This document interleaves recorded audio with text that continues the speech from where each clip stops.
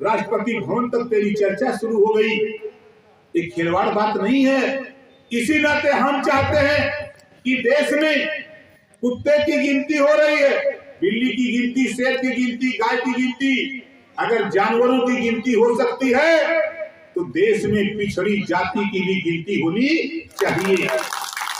नाई का, गोड़ का, पाल का, प्रजापति का, बिंद का, केवट का, मन्ना का, राजभर का, चौहान का, आरक का, कबंसी का, बंजारा का, बहेलिया का, ब्राह्मण का, राजपूत का, भूमिहार का, यादव का, पटेल का, जब तक गिनती नहीं होगी तब तक बराबर हिस्सा कोई माइकलाल नहीं दे सकता है।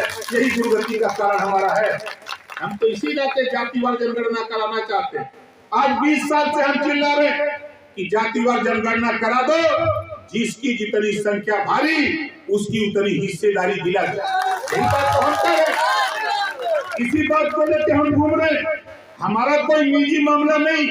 हम चाहे मुख्यमंत्री से मिलते हो, चाहे प्रधानमंत्री से मिलते हो, चाहे गृह मंत्री से, हम किसी से भी मिलते हैं तो ठीका पट्टा नहीं मांगता। हम किसी से, हम अपने हक के लिए, अपने लिए कोई रुपया पैसा कमाने के लिए कोई योजना नहीं मांगता। योजना मांगता हूँ। प्रदेश की सरकार ने एक कानून बनाया, माफियाओं के चंगुल से जमीन छुड़ाने के लिए, उनके चंगुल से जमीन छुड़ाने के लिए भू माफिया कानून ले आई। उसकी चपेट में कौन आया? कभी आपने सोचा? एक भी नेता को दिखाई नहीं देता। अगर दिखाई देता है सदन के अंदर और सदन के बाहर तो ओम प्रकाश राजभर को दिखाई देता है, जो सदन में ललकार करके बोलता है।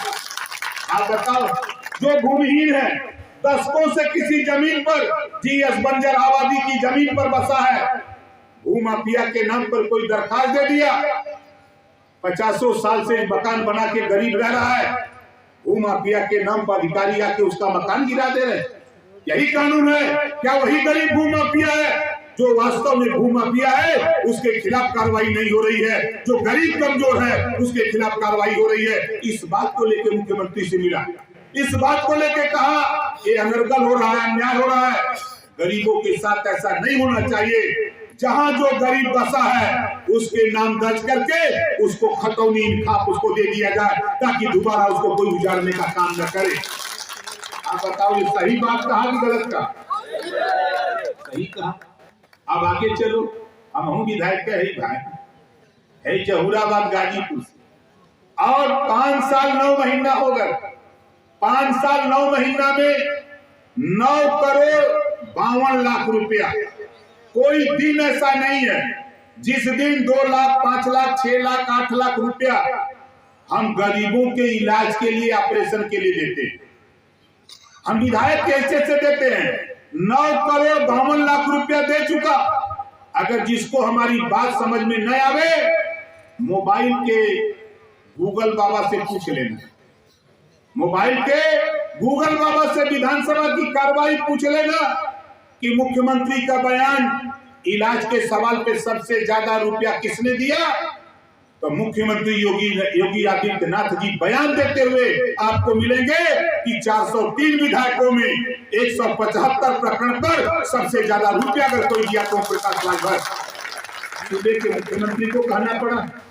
तो हम तो यही चाहते हैं, एक कानून, कोई गरीब हो, किसी जाति का हो, एक कानून बन जाए, चाहे वो इलाज प्राइवेट में करावे चाहे सरकारी में, जितना रुपया लगे उतना रुपया सरकार दे, गरीब का इलाज अब फ्री में होना चाहिए। ये कानून उत्तर प्रदेश में बनना चाहिए। पैसे की कमी नहीं, देश में पैसे की कमी नहीं, खाली सिर्फ हमारे आपके सोच की कमी।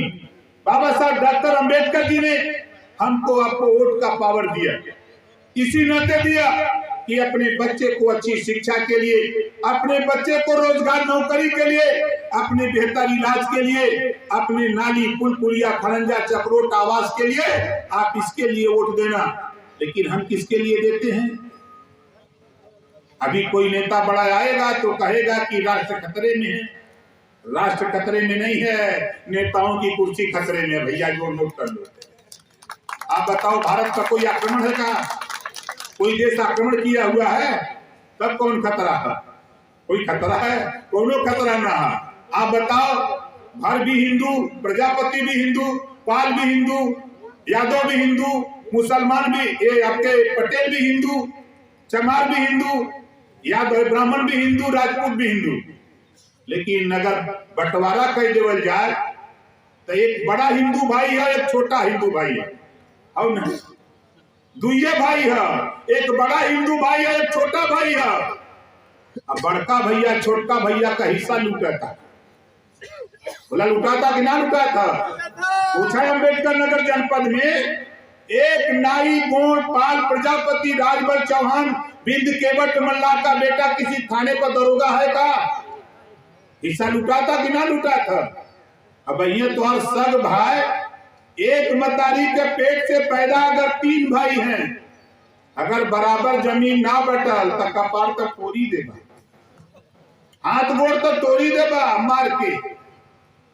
लेकिन यह हिस्सा लूटा था अकेले ओम प्रकाश राजभर 20 साल से चीन रहे थे कि अपने हक के लिए लड़ो, हम किसी का विरोध नहीं, हम सिर्फ इतना जानते हैं ये देश में हमने है तो हमानों के हिस्सा मिले के चाहिए, ये बात की लड़ाई। आज मैं अभी सदन के अंदर, मैं तो सोचा कि चलाएंगे थोड़ा सदन, लेकिन 2 दिन में ही खत्म कर दिए, कोई बात नहीं, फरवरी में फिर सदन चलेगा।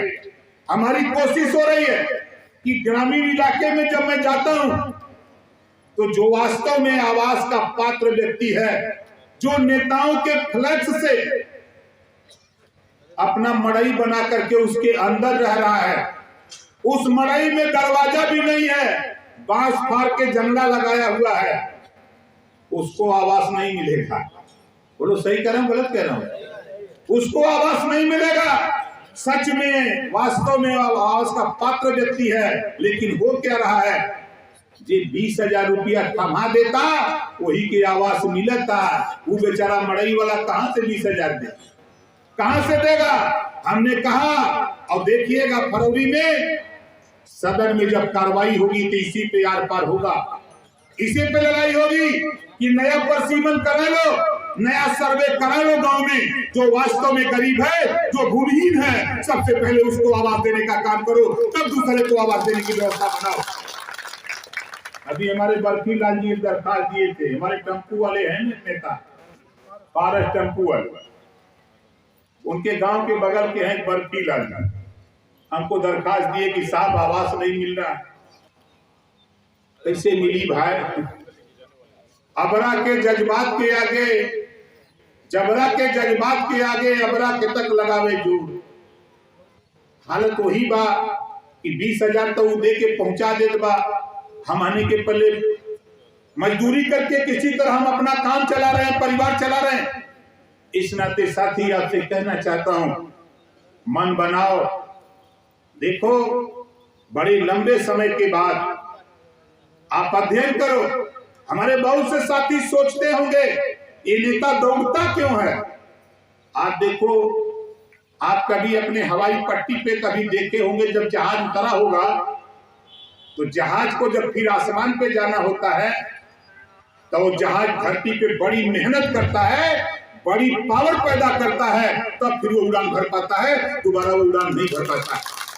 इस नाते अपने नेताओं से भी कहूंगा कि देखो, धरती पर वो पावर पैदा करो, संगठन पैदा करो, खुदा खुद बंदे से पूछे कि बता तेरी वजह क्या है। लेकिन हम तो समझा के चले जाते हैं, लेकिन क्या करें, दुर्भाग्य है। तो साथी आचार संहिता लग जाए, चुनाव की घोषणा हो जाए, जो आपकी चाहत होगी, जो यहाँ के नेता जो हमारे हैं, जो प्रदेश के, जिला के, मंडल के, ब्लॉक के, विधानसभा के, नगर के नेता हैं, वही लोग प्रत्याशी तय करते हैं, हम नहीं करते। इन्हीं लोगों को देना लेना जो करना है वही करेंगे, हमको कुछ नहीं करना है, बस इंतजार। आचार संहिता हमको अंदाजा की 14-15 तारीख तक आ रही है। 14-15 को चुनाव आयोग, राज्य चुनाव आयोग अधिसूचना जारी कर देगा। उसके बाद आपकी भावनाओं की कदर करते हुए प्रत्याशी घोषित कर दिया जाएगा। इसी बात के साथ जो जहां बैठा वहीं खड़ा हो जाइए, जो जहां बैठा वहीं खड़ा हो जाइए।